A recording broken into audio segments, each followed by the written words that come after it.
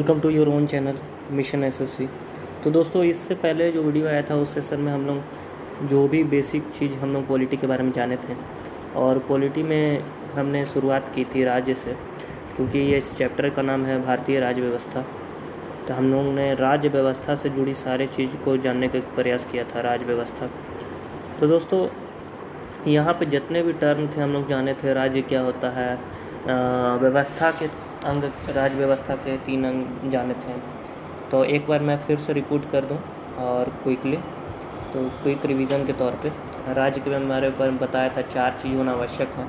वो 4 चीज़ है, पहला है आपका जोग्राफिकल बाउंड्री, दूसरा है पॉपुलेशन, तीसरा है रिस्पॉन्सिबल गवर्नमेंट एंड फोर्थ है सॉवरेनिटी।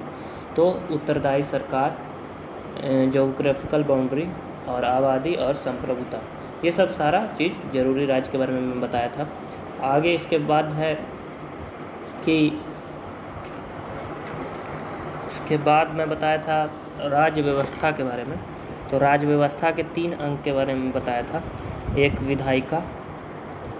विधायिका, दूसरा कार्यपालिका, तीसरा न्यायपालिका। विधायिका को विधि बनाने वाला मैं कहा था, विधि बनाने वाला, और इसमें लोकसभा, राज्यसभा और प्रेसिडेंट 3 चीज़ में बोला था।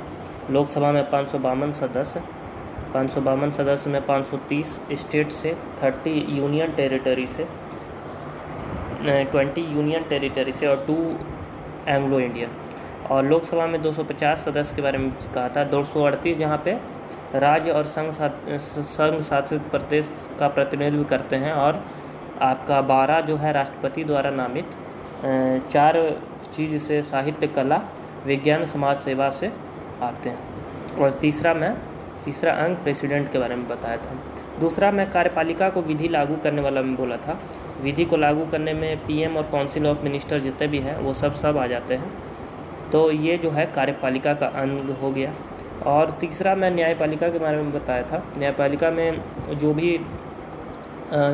के बारे में ये बताया था कि ये एकात्मक व्यवस्था है, और एकात्मक व्यवस्था में क्या होता है कि वो संचालित होता है। देखिए, इसका शुरुआत सुप्रीम कोर्ट से लेके आपको सर्वोच्च न्यायालय, उच्च न्यायालय, अधीनस्थ कोर्ट जितने भी हो, डिस्ट्रिक्ट कोर्ट, ये सब इसके अंतर्गत आ गए।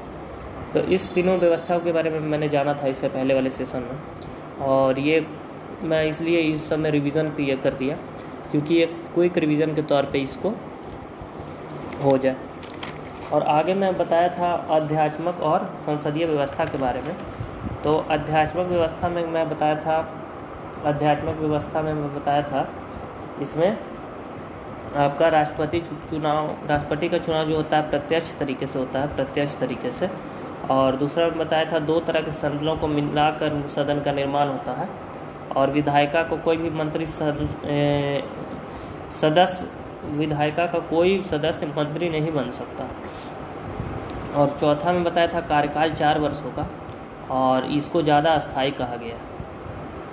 तो फिर से मैं रिपीट कर दूं, राष्ट्रपति का चुनाव प्रत्यक्ष तरीके से, 2 तरह के सदन जिनको मिलाकर सदन का निर्माण होता है, 2 तरह का सदन जिनको मिलाकर सदन का निर्माण होता है, और विधायिका को कोई भी सदस्य मंत्री नहीं बन सकता, और इनका कार्यकाल 4 वर्षों का, और इसको ज़्यादा अस्थायी से कहा गया है। आगे बात आता है आपका संसदीय व्यवस्था का। और संसदीय व्यवस्था में हमने क्या क्या जाना था। संसदीय व्यवस्था में ये जाना था कि यहाँ पे भारत और ब्रिटेन से ये है, इसमें संसदीय व्यवस्था, और 2 तरह के सदन होते हैं, और दोनों सदन को मिलाकर विधायिका का निर्माण होता है। और विधायिका जो है विधायिका से कार्यपालिका का निर्माण होता है। विधायिका अर्थात विधायिका से ही कार्यपालिका का निर्माण हुआ है। और इसमें जो है विधायिका के सदस्य को मंत्री बनाने के कारण अयोग्यता को बढ़ावा मिलता है, जबकि उसमें था कि विधायिका का कोई भी सदस्य मंत्री नहीं बन सकता, लेकिन इसमें जो है मंत्री बन सकता है। और नेक्स्ट हम लोग ने जाना था विधायिका और कार्यपालिका के बीच सामंजस्य को बढ़ावा इसमें मिलता है। और राष्ट्रपति का चुनाव अप्रत्यक्ष तरीके से होता है, कम अस्थायी इसको माना गया है। और चुनाव हालांकि उसमें 4 वर्ष का था, इसमें 5 वर्ष का है। और इसमें 5 वर्ष के पहले लोकसभा भंग हो जाती है। 5 वर्ष के पहले लोकसभा भंग हो जाती है या हो सकती। इसके बाद हम लोगों ने चर्चा किया था लोकतंत्र के बारे में। तो लोकतंत्र के बारे में क्या क्या हम लोग जाना, फिर से सुन लीजिए एक बार। लोकतंत्र के बारे में हम लोग जाने थे, मैं एक बार लिख दूं इसको। लोकतंत्र के बारे में मैं पहला पॉइंट बताया था, उत्तरदायी पूर्ण सरकार, जनता के इच्छा से शासन का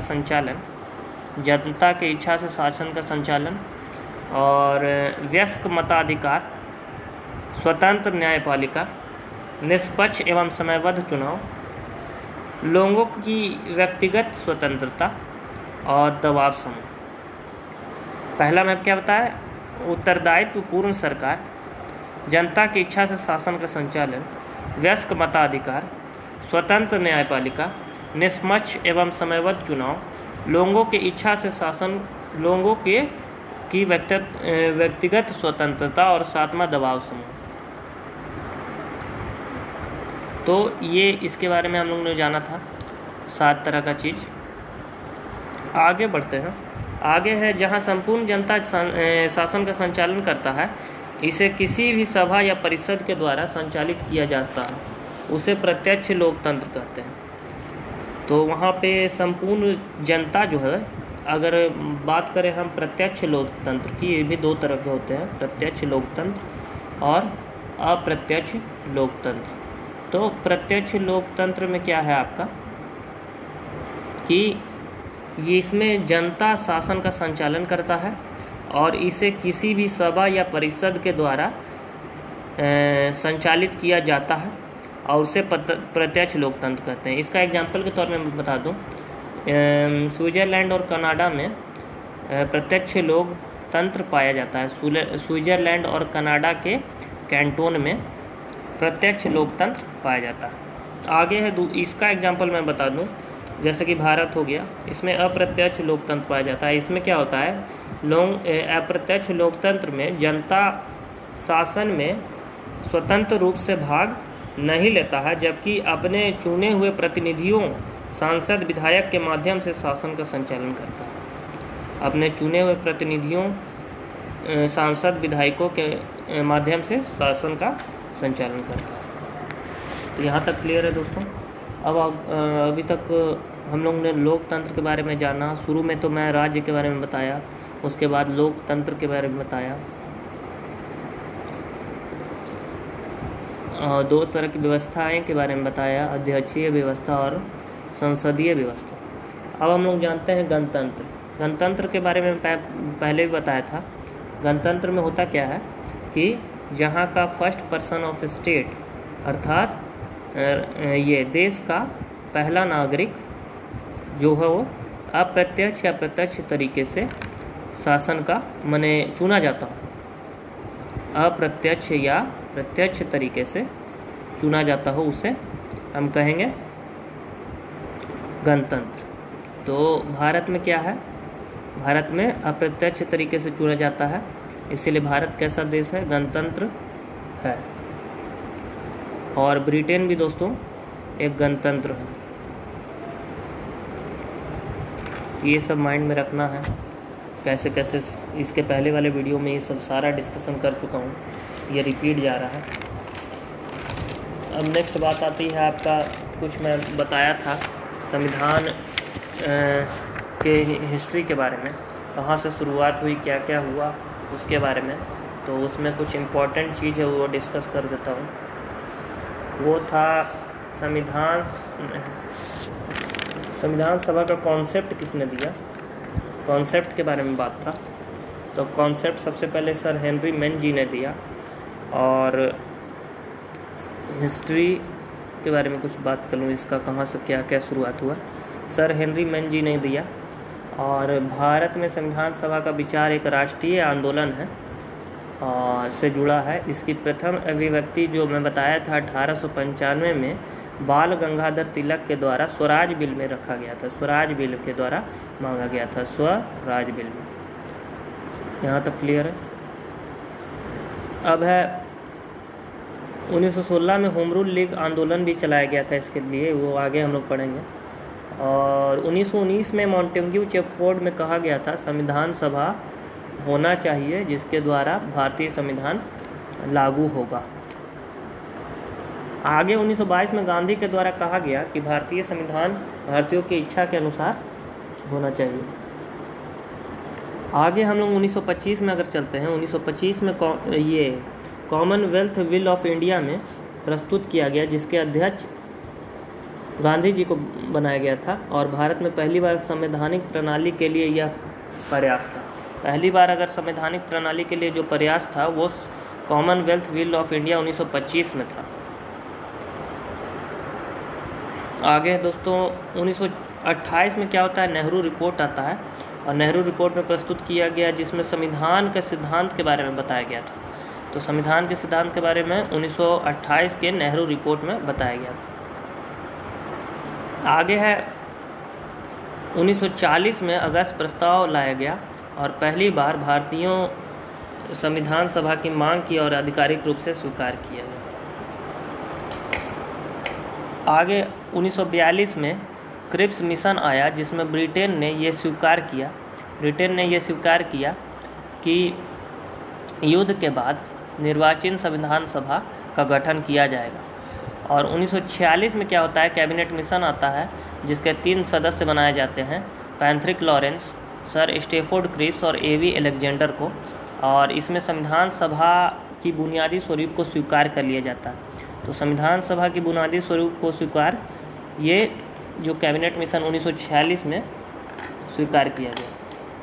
आगे है संविधान सभा में अगर मैं बात करूं संविधान सभा के बारे में, तो इसमें बात है कि सदस्यों की बात होती है। तो 292 जो है आपका ब्रिटिश भारत से होती है, 292 आपका ब्रिटिश भारत से, और 93 जो है थे आपके राजा और 4 कमिश्नरी, और टोटल 389 आपको शुरू में थे। उसके बाद क्या होता है दोस्तों कि ब्रिटिश भारतीय प्रांत से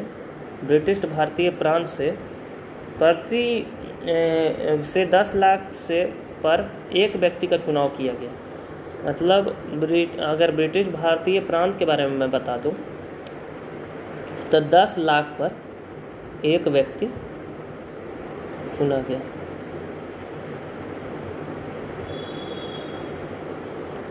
आगे है 10 लाख पर एक व्यक्ति। उसके बाद क्या होता है कि संविधान सभा की पहली बैठक 9 दिसंबर 1946 को हुई और जिसमें अस्थायी अध्यक्ष सच्चिदानंद सिन्हा को चुना गया। और उसके बाद क्या हुआ, 11 दिसंबर को अस्थायी अध्यक्ष के रूप में डॉक्टर राजेंद्र प्रसाद को चुन लिया गया। अस्थायी उपाध्यक्ष की बात करें तो SC मुखर्जी को चुना गया था। और संवैधानिक सलाहकार की अगर बात करें तो VN राव को चुना गया।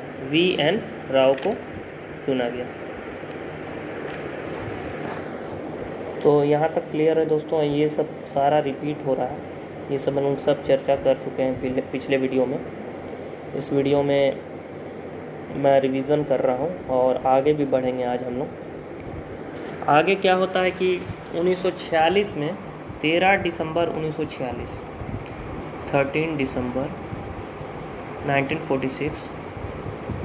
नेहरू जी के द्वारा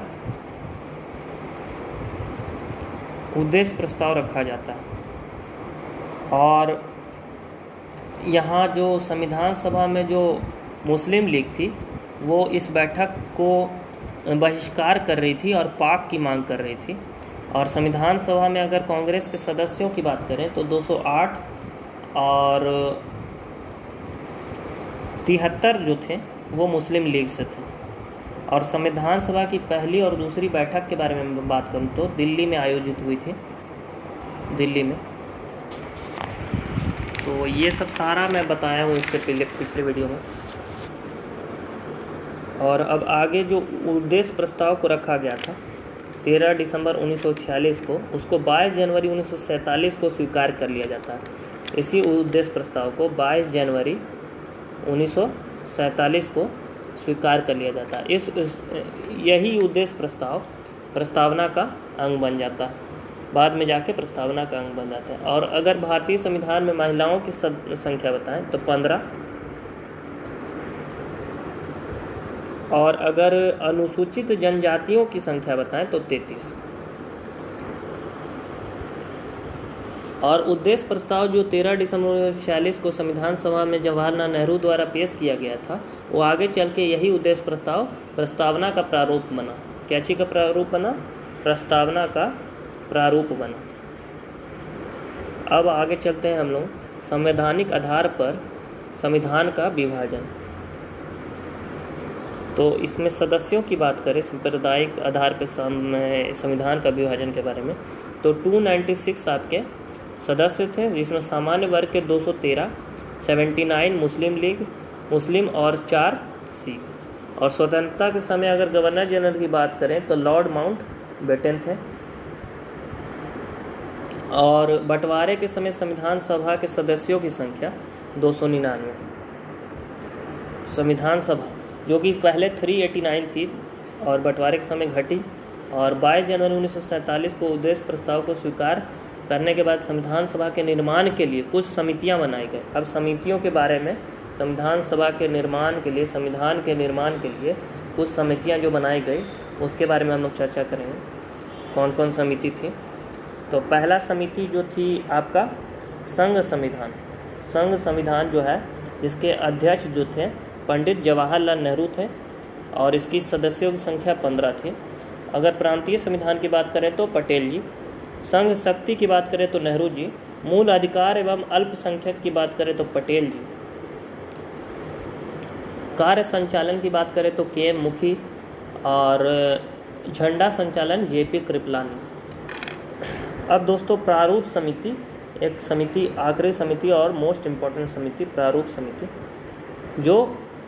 जिसके अध्यक्ष जो है बी.आर. अम्बेडकर को बनाया गया था। और बी.आर. अम्बेडकर को बनाया गया था, इसमें सदस्यों की संख्या 7 थी। और इसके रहते भर में 2 जन की मृत्यु के बाद 2 जन को रिप्लेस किया गया था उनकी जगह पे। अगर सभी सदस्यों के नाम बताए तो एम गोपाल स्वामी, अल्लादी कृष्ण अय्यर, मोहम्मद शाडुल्ला, बी.एल. मिश्र की मृत्यु हुई थी और उनके जगह पे एन माधव राव को रखा गया था। डी.पी. खैतान की मृत्यु हुई थी, उसके बदले में वी.टी. कृष्णमाचारी को रखा गया था। और के.एम. मुखी एकमात्र कांग्रेसी सदस्य के.एम. मुखी थे, मुंशी। तो दोस्तों यहाँ तक हम लोग बात समझे समितियाँ के बारे में। समितियाँ के बारे में मैं पहले समिति संघ संविधान के बारे में बताया, जिसके अध्यक्ष पंडित जवाहरलाल नेहरू। प्रांतीय संविधान के बारे में बताया पटेल जी। संघ शक्ति के बारे में बताया नेहरू जी। और मूल अधिकार एवं अल्पसंख्यक पटेल जी। और कार्य संचालन के.एम. मुखी, झंडा संचालन जे.पी. कृपलानी। प्रारूप समिति बी.आर. अम्बेडकर, जिसमें 7 सदस्य थे और 2 सदस्य की मृत्यु के बारे में मैं चर्चा किया, और उनके जगह पे किसको रखा गया था वो भी मैं बताया। एक था बी.एल. मित्र, जिनके जगह पे एन माधव राव को रखा गया, और डी.पी. खैतान, जिनके जगह पे वी.टी. कृष्णमाचारी को रखा गया। अब दोस्तों चलते हैं 3 जून 1947 पे, यहाँ पे कैबिनेट मिशन के अनुसार देश का बंटवारा मांग लिया गया। 3 जून 1947, जहाँ पे कैबिनेट मिशन के अनुसार देश का बंटवारा मांग लिया गया। और अब संविधान में 324 सदस्य ही रह गए थे, 324 सदस्य ही रह गए थे, जिसमें 89 आपका राजा और 235 ब्रिटिश प्रांत से। अब विभाजन के बाद 31 दिसंबर 1947 को संविधान सभा का पूर्ण गठित किया गया। अब संविधान में सिर्फ 299 लोग रह गए। और 15 नवंबर 1948 से अनुच्छेदवार विचार करना शुरू हुआ। 15 नवंबर 1948 से अनुच्छेदवार विचार करना शुरू हुआ। प्रथम वाचन अगर सुझाव के बारे में बताएं तो 7635 सुझाव आए, जिसमें 2473 सुझाव पर विचार किया गया। और 3 वाचन इसमें संपन्न हुए। प्रथम वाचन की अगर टेन्योर में बताऊं तो मात्र 5 दिन, 4 नवंबर 1948 से 9 नवंबर 1948, 5 दिनों का रहा। दूसरा मैं बताऊं तो 15 नवंबर 1948 से 17 अक्टूबर 1949, जो कि एक साल में एक मंथ कम। और तीसरा मैं बताऊं तो 12 दिन का 14 नवंबर 1949 से 26 नवंबर 1949, मात्र 12 दिनों का रहा। डिफरेंस मैं बता रहा हूँ। ऐसे ये 13 डेज़ चलने के बारे में बताएं तो 13 डेज़। तो दोस्तों यहाँ तक ये सब सारे हम लोग चर्चा कर चुके हैं वाचन के बारे में भी। अब आते हैं कुछ और फैक्ट्स के बारे में। अगर जब संविधान पारित किया गया तो उपस्थित सदस्यों की संख्या 284 थी। कितनी थी? 284। और 26 नवंबर 1949 को संविधान को आंशिक रूप से स्वीकार कर लिया गया। 26 नवंबर 1949 को संविधान को आंशिक रूप से स्वीकार कर लिया गया। और 24 जनवरी 1950 को संविधान सभा की अंतिम बैठक हुई। 24 जैन 1950 को संविधान सभा की अंतिम बैठक हुई। 26 जनवरी 1950 को संविधान को पूर्ण रूप से लागू कर दिया गया और भारत एक गणतंत्र बन गया। जिस समय संविधान लागू हुआ उस समय अनुच्छेदों की संख्या 395, भाग 22, अनुसूची 8। वर्तमान में 449, भाग 25, अनुसूची 12। संविधान बनने में 2 साल 11 महीना 18 दिन। प्रारूप पर चर्चा 114 दिन। संविधान बनने में खर्च 64 लाख रुपया। और 26 जनवरी 1950 से संविधान सभा ही पहले चुनाव तक अंतरिम सांसद बना रहा।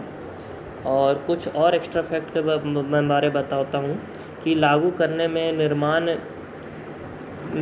जो 26 जनवरी जो लागू करने का दिन था वो रखा गया था, क्योंकि उसी दिन 1930 में कांग्रेस ने स्वतंत्रता दिवस मनाया था। हालांकि अंगीकृत आपका 26 नवंबर 1949 को कर लिया गया था। आगे है 26 जनवरी 1950 से संविधान सभा अधिवेशनों की संख्या जो बताऊँ तो अधिवेशनों की संख्या 12 और 165 दिन कुल दिन लगा था 12 अधिवेशन होने में।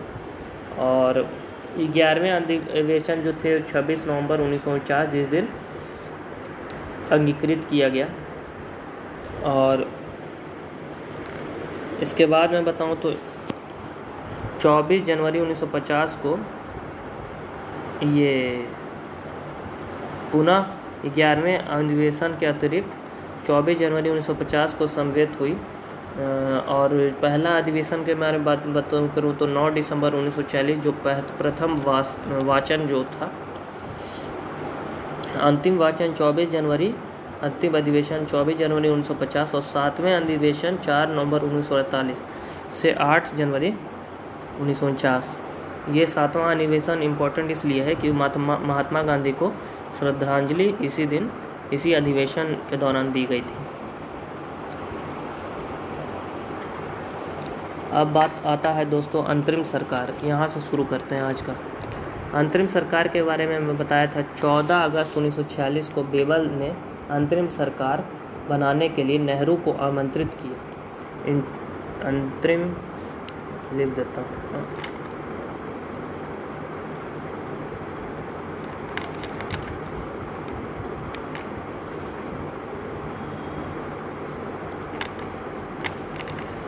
14 अगस्त 1946 को बेबल ने अंतरिम सरकार बनाने के लिए नेहरू को आमंत्रित किया। 16 अगस्त 1946 को मुस्लिम लीग के द्वारा प्रत्यक्ष कार्यवाही दिवस मनाई गई और 2 सितंबर 1946 को नेहरू के नेतृत्व में अंतिम सरकार का निर्माण हुआ। तो हम लोग जाने कि अंतरिम सरकार में बेबल जो है आपका आमंत्रित किया था 14 अगस्त। आमंत्रित की तिथि बताएं तो 14 अगस्त 1946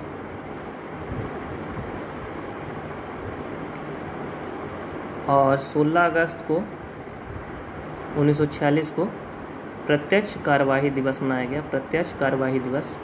और फिर 2 सितंबर 1946 को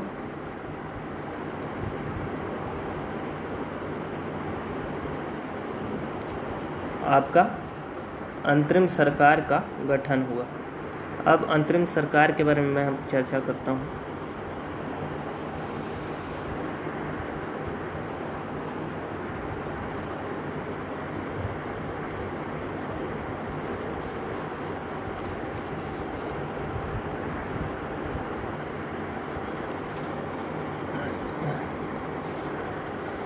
लॉर्ड वेबल वाइसराय पदेन अध्यक्ष, आपका वाइसराय जो है पदेन अध्यक्ष इन्हीं को बनाया गया था, जो वाइसराय, और उपाध्यक्ष आप नेहरू जी को बनाया गया था, और नेहरू जी को प्रधानमंत्री के रूप में, पटेल जी को गृह सूचना प्रसारण मंत्री जी के रूप में, बलदेव सिंह जी को रक्षा मंत्री, सी गोपालाचारी को शिक्षा मंत्री, जॉन मथाई उद्योग एवं आपूर्ति मंत्री, डॉक्टर राजेंद्र प्रसाद खाद्य एवं कृषि मंत्री, CH भाभा खान एवं बंदरगाह मंत्री, और जगजीवन राम श्रम मंत्री, अरुणा आसफ अली रेल मंत्री, II चुंद्रीगर वाणिज्य मंत्री, लियाकत अली खान वित्त मंत्री, गजांतर अली खान संचार मंत्री, जोगेंद्र नाथ मंडल कानून मंत्री। तो ये 13 जो सदस्य मैं बताया, ये अंतरिम सरकार में विभिन्न आपको मंत्रालय इन्हों को सौंपी गई और इनके मंत्री के रूप में इनको बनाया गया। और इस सरकार के अध्यक्ष जो थे बेबल थे, बाद में लॉर्ड माउंटबेटन बने, और संविधान सभा में अल्पसंख्यक समूह की संख्या जो है नेपाली, सिख, फारसी, ईसाई 7, आंग्ल भारतीय 3, पिछड़ी जाति 5, अनुसूचित जाति 33, मुस्लिम 31, ये सब आपको अल्पसंख्यकों की संख्या बताई गई। और फिर ये आपका इंटीरियम गवर्नमेंट के बारे में कुछ डिस्कशन था, और इस डिस्कशन में इंटीरियम गवर्नमेंट में मैं अध्यक्ष के बारे में बताया कि बेबल को बनाया गया था, बाद में लॉर्ड माउंटबेटन बने, नेहरू जी को उपाध्यक्ष अर्थात प्रधानमंत्री, और 13 सदस्य जो है विभिन्न क्षेत्रों में मंत्री बनाए गए, और उसको मैं रिपीट फिर से करूँगा। और अब जानते हैं कुछ राष्ट्रीय महत्व के विषय। उस विषय में है राष्ट्रीय ध्वज, जो कि 24 जुलाई 1947 को आधिकारिक तौर पे मान्यता मिली थी, और लेकिन संविधान में सभा में इसे 22 जुलाई को रखा गया था। तो 22 जुलाई 1947 को संविधान सभा में रखा गया था, और आधिकारिक तौर पे मान्यता 24 जुलाई 1947 को मिली थी, लेकिन रखा गया था 22 जुलाई 1947 को। आगे है इसका डिज़ाइन जो है पिंगली वैंकैया ने तैयार किया था, पिंगली वैंकैया। और इसकी लंबाई और चौड़ाई का अनुपात मैं बताऊं तो 3:2, और क्रम केसरिया, सफ़ेद और हरा, वाइट के बीच में चक्र एक जिसके अंदर 24 तिल्लियाँ हैं। इसे सारनाथ के अशोक स्तंभ से लिया गया। नवीन जिंदल वर्सेस भारत सरकार केस में 2011 सुप्रीम कोर्ट ने सभी नागरिकों को अपने छत के ऊपर झंडा फहराने का अधिकार दिया। ये क्वेश्चन आया है कि आपका कौन से केस में झंडा छत के ऊपर फहराने का अधिकार दिया है, तो उसका आंसर है नवीन जिंदल वर्सेस भारत सरकार केस में 2011। और राष्ट्रीय चिन्ह 24 जनवरी 1950 को अंगीकार किया गया। राष्ट्रीय चिन्ह अशोक स्तंभ है। इसे वाराणसी के सारनाथ के अशोक स्तंभ से लिया गया है। स्तंभ के ऊपर 4 सिंह 4 दिशा में मुँह किए हुए हैं। सामने से जो है आपका पीछे वाला छिप जाता है, इसलिए 3 ही नज़र आता है। स्तंभ से पीछे वाला छिप जाता है, इसलिए 3 ही नज़र आता है। और इसमें 4 प्रकार के जानवर का भी चित्र है, हाथी, घोड़ा, बैल और सिंह। और इसमें देवनागरी लिपि में सत्यमेव जयते लिखा हुआ है। तो ये जो अशोक चक्र मैं बताया, ये स्तंभ जो है सारनाथ के अशोक स्तंभ से लिया गया है। ये चक्र, इसमें 24 तिलिया के बारे में बताया। और नवीन जिंदल वर्सेस भारत सरकार के केस में 2011 में सुप्रीम कोर्ट ने सभी नागरिक को अपने छत के ऊपर झंडा फहराने का अधिकार दिया। और अंगीकार जो है आपका 26 जनवरी 1950 को अंगीकार किया गया। और ये वाराणसी के सारनाथ के अशोक स्तंभ से लिया गया है।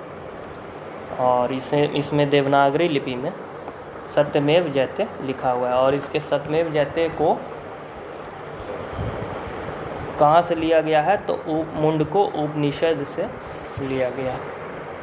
तो दोस्तों यहाँ तक की बात आपको ध्वज की थी, जिसमें इम्पोर्टेंट मैं बताया डिज़ाइन जो है पिंगली बैंक का यार। और इसका जो है आपका आधिकारिक तौर पे मान्यता जो है 24 जुलाई 1947 को, लेकिन रखा गया था 22 जुलाई 1947 को। आगे बढ़ते हैं और अब राष्ट्रीय गान के बारे में जानेंगे। राष्ट्रीय गान, तो राष्ट्रीय गान में जन गण मन जो है वो गीतांजलि 1913 में साहित्य में जो है आपका नोबेल पुरस्कार भी मिला था। और रविंद्रनाथ टैगोर जी द्वारा लिया गया, जिन्हें गुरुदेव भी कहा जाता है। और यह 5 पदों में उपस्थित है, 5 पदों में है। और भारत सरकार ने सिर्फ एक पद को आपको 24 जनवरी 1950 को संविधान सभा ने मान्यता दिया है। इससे सबसे पहले 27 दिसंबर 1911 को कांग्रेस के कलकत्ता अधिवेशन में गाया गया था। तो सबसे पहले अगर गाने जाने का बात कहेगा तो कांग्रेस के कलकत्ता अधिवेशन में 27 दिसंबर 1911।